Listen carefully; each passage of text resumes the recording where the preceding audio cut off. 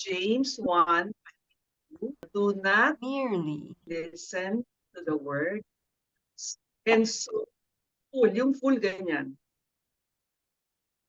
Parang pababay. Ay, ganon.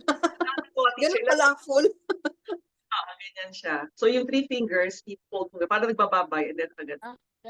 Pull your ganito. Tatlong fingers, teacher, no? Tatlong fingers. Oh, pababay. do not fool yourselves, ha? Pull ito, yourselves to, kita niyo do, no? What it says. Hindi natin, Wow. ha? And let's try all together. James 1:20. Oh, slowly, slowly. Do not Merely.